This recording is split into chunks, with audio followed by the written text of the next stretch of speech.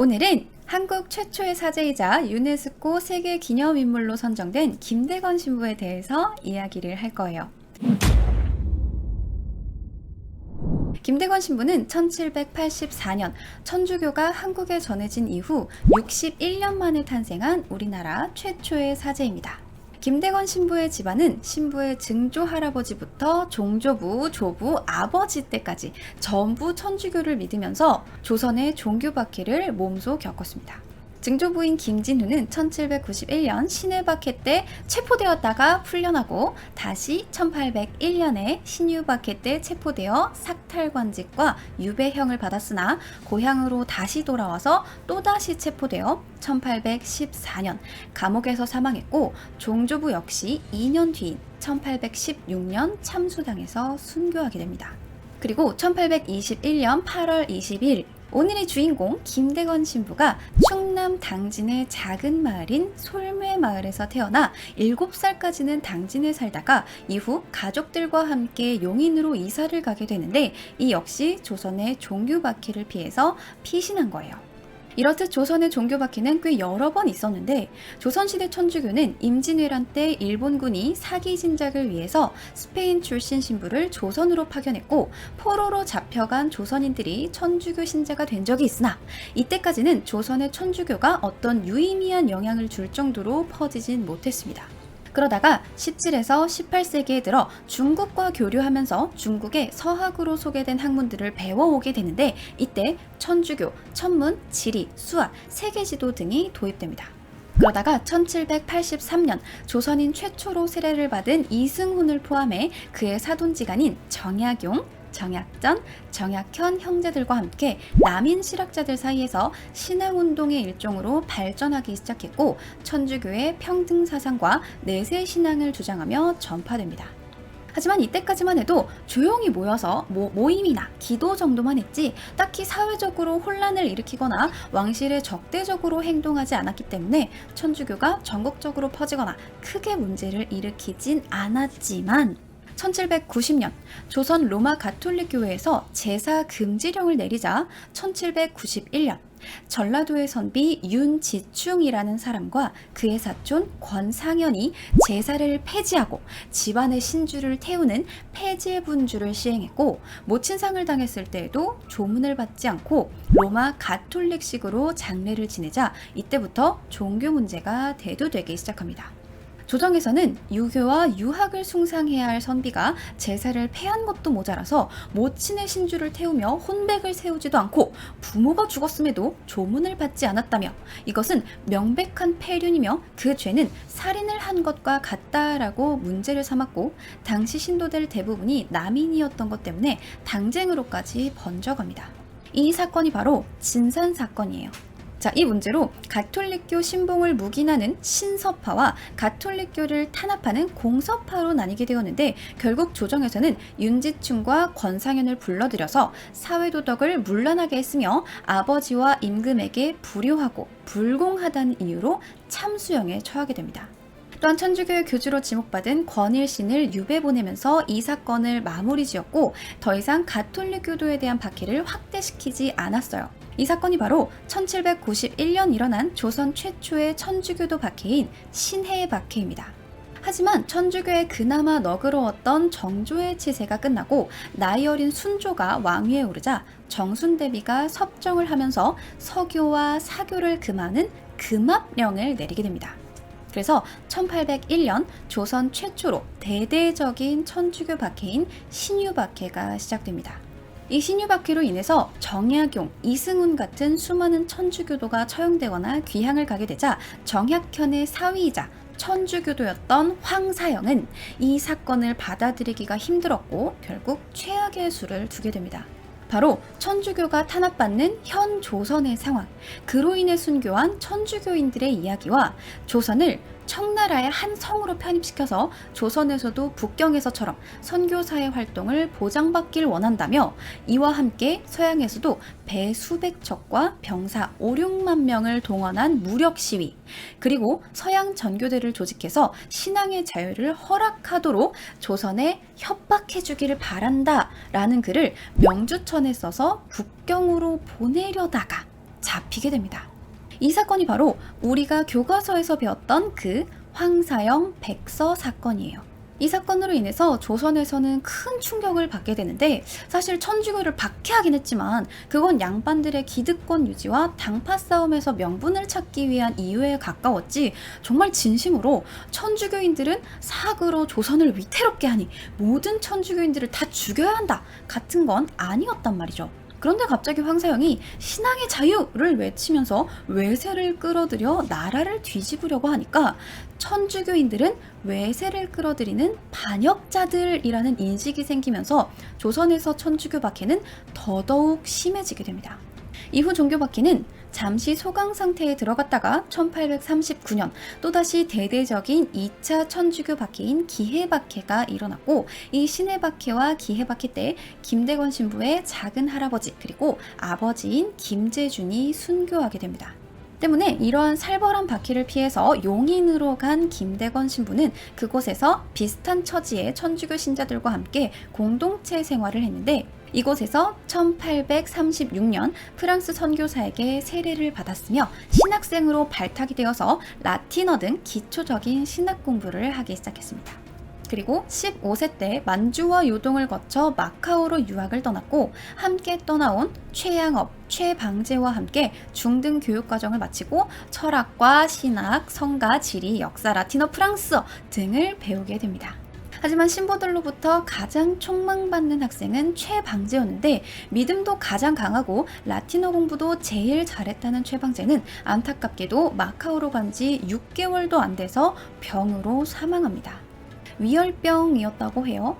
타국에서 함께 공부했던 친구의 사망 때문이었는지 원래 몸이 약했던 거지, 김대건 신부는 신학교에서 공부하는 내내 복통과 두통, 요통을 앓기도 하고 학업 성취도 매우 좋은 날과 안 좋은 날의 편차가 큰데다 행동이 자주적이라며 그를 가르친 교수들은 그가 신학생이 되지 않았으면 화가가 되었을 것이라고 말하기도 했다고 해요. 자, 그러나 그런 김대건 신부의 신학교 생활에 전환기가 찾아오게 되는데, 바로 1842년 프랑스 에리곤호의 함장인 장 바프티스트 세실이 조선과의 외교 관계를 맺기 위해서 신학교에 통역할 사람을 요청했던 거예요. 신학교 입장에서는 종교 탄압을 시행하는 조선에서 다시 선교 활동을 할 수 있는 기회라고 생각해서 메스트르 신부와 당시 신학생 신분이었던 김대건 신부를 통역 입장으로 이 세실 함장의 배에 보내게 됩니다. 라틴어, 프랑스어, 중국어, 영어, 조선어 등 5개 국어에 능통한 김대건 신부는 함장의 통역관으로 활동했고, 그곳에서 에리곤호의 의사에게 치료를 받아 건강도 좋아졌고, 또 필리핀과 중국의 여러 곳을 다니기도 하고 1차 아편전쟁의 현장도 직접 둘러보았으며 1842년 8월 29일에는 난징조약 체결 현장에서 직접 통역을 하며 체결 현장을 참관하는 등 견문을 넓히게 됩니다. 자, 하지만 1842년 9월 세실 함장이 함선 안에 환자가 많고 여행 예정 기간이 짧다는 이유로 조선으로 가지 않고 배를 돌리자 세실 함장의 배에서 하선을 하게 되고, 이쯤 조선에서 성직자를 비롯해 수많은 신자들이 순교했다라는 이야기를 듣고 혼자 육로를 통한 조선 입국을 시도했다가 실패합니다. 자, 그런데 이 당시에 그냥 조선의 성직자들이 많이 죽었다라는 이야기를 들은 게 아니에요. 사실 밀사를 만나서 더욱더 심해지고 있는 천주교의 박해 상황과 기해 박해로 아버지가 참수당하고 어머니는 거지가 되었다는 소식을 들은 거예요. 그래서 더욱더 간절하게 조선으로 들어가야겠다라는 생각을 하게 됩니다.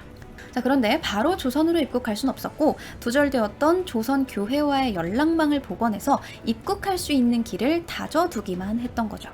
그리고 다시 마카오로 돌아가지 않고 1843년 중국 소팔가자에 머물면서 함께 떠나왔던 메스트르 신부에게 신학을 배우다가 다시 조선으로 들어가기 위해서 다음 해에 약 2개월간 훈춘에서 두만강을 건너 경원으로 입국하는 입국로를 알아보고 소팔가자로 돌아와서 1844년 12월 페레울 주교에게 부재 서품을 받게 됩니다. 그리고 마침내 1845년 1월 15일 페레올 주교와 함께 변문을 통과하려다가 감시가 너무 삼엄해서 혼자만 입국하게 되었고, 그렇게 기나긴 여정 끝에 조선으로 다시 돌아오게 됩니다. 이후 김대건 신부는 함께 오지 못한 페레올 주교를 맞이하기 위해서 서울에 거처를 확보하고 상해로 갈 선박을 마련했으며 이때 조선의 지도 한 장을 만들게 됩니다. 김대건 신부와 조선교회로서는 선교사 입국을 위해서 중국과의 교통로 확보가 매우 중요한 사안이었는데 육로는 자연적 위험이 상대적으로는 적었지만 박해가 심각한 상황에 국경의 경계가 삼엄해져서 발각될 위험이 너무 컸죠. 그래서 육상으로의 잠입이 어려워지자 경계가 조금 덜한 해상 입국로로 눈을 돌릴 수밖에 없었던 거예요. 물론 바다를 통한 입국 역시 많은 위험이 도사리고 있었지만 다른 방법이 없어서 해로를 통한 선교사 입국로를 만들기 위해 노력했는데 그러기 위해서는 조선의 해변을 아주 자세하게 그린 지도가 필요했던 거예요. 자, 그러면 당시 조선의 지도가 아예 없었느냐? 그건 또 아니에요. 이미 당시에도 동국 대지도나 해좌전도, 팔도지도 등의 지도들이 있었고 프랑스의 신부 샤를르 달레에 의하면 김대건 신부가 서울 한성부의 서고에 보관되어 있는 지도를 참조해 제작했다라고 이야기를 하기도 하고 남아있는 기록에 리부아 신부에게 보낸 편지가 있는데 세계 지도, 특히 황해와 중국과 조선의 해변을 자세히 그린 지도, 그리고 눈을 보호하는 중국식 녹색 안경을 보내주시기를 바랍니다 라고 요청했다는 기록도 있는 것으로 보아 정확하게 어떤 지도를 참조했는지는 알 수 없지만 리부아 신부에게 상세 지도를 요청했다는 건 이미 외국에도 조선 해변에 대한 정보가 담긴 지도가 존재했을 가능성이 있다는 뜻이죠. 당시는 이양선이 자주 출몰하였다라고 할 만큼 서양 세력이 관심을 가졌던 곳이기도 하고 그런 점에서 상당히 섬세함을 갖춘 지도가 서양인들 사이에서 통용되었을 것으로 추측할 수 있습니다. 하지만 당시 외국에서 사용되던 지도들은 대체로 중국에서 제작된 지도라서 조선이 독립적으로 그려져 있지 않거나 이를 바탕으로 서양인들이 만든 지도는 지명이 없거나 아니면 제대로 된 한국식 지명이 아닌 것들이 많았고 조선인들이 만든 지도는 지명이나 군현의 위치가 아주 잘 나와 있긴 하지만 전부 다 한자로 기록이 되어 있었습니다. 때문에 조선으로 들어올 선교사들을 위해서 김대건 신부는 조선만 따로 그리고 로마자로 한국식 지명을 정확하게 표시한 조선전도를 완성하게 됩니다. 이 조선전도는 해로를 통한 선교사들의 입국을 목적으로 했기 때문에 산이나 하천 등 불필요한 자연환경은 제외되어 있지만 한강 하류를 포함한 서해안 일대의 해로와 서해안에 있는 다수의 무명섬들이 그려져 있었습니다. 자, 그리고 그 무명섬들 사이에 눈에 띄는 섬들이 있는데 바로 울릉도와 오산이라고 기재된 섬입니다. 바로 당시 우산도였던 독도예요. 때문에 김대건 신부의 조선전도는 한국의 지명을 로마자로 표기해 서양의 조선을 소개했으며 독도의 영유권이 한국에 있다는 증거 자료로 활용이 되어서 지도사와 지리사적으로 중요한 자료가 되었습니다. 특히나 김정호의 대동여 지도보다 16년이나 앞서 제작한 지도로 중요한 역사적 자료로 평가받고 있죠. 아무튼 리부아 신부에게 전해진 이 지도는 메스트르 신부가 사비를 들여서 중국인을 시켜 사본 지도를 만들게 했고 리부아 신부는 이것을 마카오를 방문한 프랑스 해군 함장인 그라비에에게 전달하며 조선전도는 해군 지도창을 거쳐 프랑스 국립도서관에 기증됩니다. 그 결과 1855년 프랑스 지리학회지에 6개 국어로 그 내용이 소개됨으로써 세 번째로 조선을 유럽에 알리는 지도가 되었습니다. 현재는 파리 국립도서관에 소장이 되어 있고 1978년 최서구 신부에 의해 사본이 입수되어 한국 순교자 박물관과 독도 박물관에 전시가 되어 있다고 합니다. 자, 그렇게 조선전도를 만들고 주교와 신부를 맞이하기 위해 자신이 구한 라파엘호를 타고 1845년 4월 페레올 주교를 맞이하러 상해로 출발하게 됩니다. 죽을 고비를 넘겨가며 온갖 위험을 무릅쓰고 자신을 맞이하러 온 김대건 신부에게 크게 감동한 페레올 주교는 8월 17일 부재였던 김대건 신부에게 사제품을 주었고 그렇게 김대건 신부는 조선 최초의 사제가 됩니다. 이후 김대건 신부는 페레올 주교와 다블리 신부를 태우고 제주도를 거쳐 조선으로 상륙하게 되죠. 1845년 11월에 서울에 도착해서 서울과 용인 일대에서 사목 활동을 하던 중 서해를 통해 선교사 입국로를 새로 개척하라는 페레올 주교의 지시를 받고 1846년 5월 14일에 마포를 출발해 백령도로 향하게 됩니다. 그는 백령도 근처에서 고기잡이를 하는 중국 어선들이 3월 초에 백령도에 모여들었다가 5월에 돌아간다는 것을 알고 어선들을 이용해 중국으로 편지를 전달하여 선교사들을 조선으로 영입하려고 했지만 6월 5일 항로를 그린 지도를 중국으로 가는 어선에게 넘겨주다가 연평도 부근에서 순찰하던 관원들이 김대건 신부가 타고 있던 중국 어선을 징발하는 것에 항의하다가 체포됩니다.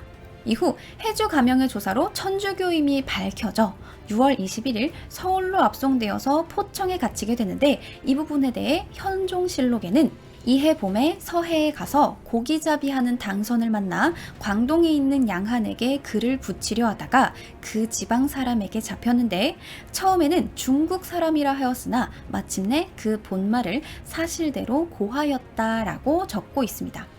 그러니까 아직 중국에 남아있는 메스트르 신부에게 중국 어선을 통해서 편지를 전하려고 하다가 그 지역 관원에게 잡혔는데 처음에는 중국 사람입니다 라고 이야기했다가 결국 사실대로 털어놨다는 이야기예요. 이후 김대건 신부는 옥중에서도 자신이 백령도에서 있었던 일들과 항해를 그린 지도 등 다양한 탐사 결과를 페레올 주교에게 보내면서 사제로서의 임무를 완수했고 이렇게 김대건 신부가 개척한 백령도 부근의 선교사 입국로는 페레올 주교의 보완을 거쳐 1856년 3월 이후 거의 모든 선교사들이 조선으로 들어오는 입국로가 되었습니다.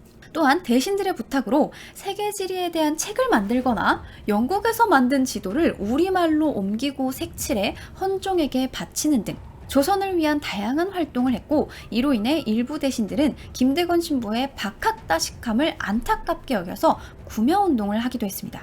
김대건 신부에게는 천주교만 버리면 살려줄 뿐만 아니라 벼슬도 내리고 보상도 하고 조선에서 잘 살 수 있게 해주겠다 라며 설득도 해보았지만 김대건 신부는 끝끝내 배교하지 않았죠.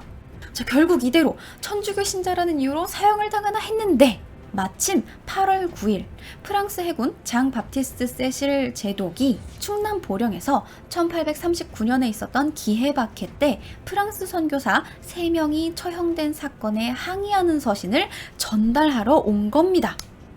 조선 정부에서는 이 문제로 5개 국어도 가능하고 외국물도 먹고 난징조약까지 참관한 김대건 신부를 통해서 원만하게 해결을 하려고 했고 김대건 신부의 입장에서도 이 문제를 천주교 사제로서 해결을 하면 자신을 살려줄 수도 있고 만약 그건 불가능하더라도 조선에서 천주교 이미지가 올라갈 거라고 생각해 아주 적극적으로 협조를 하려고 했지만 프랑스 함대는 협상을 하지 않고 그냥 해명 요구가 담긴 입장문만 전달하고는 마카오로 가버린 거예요.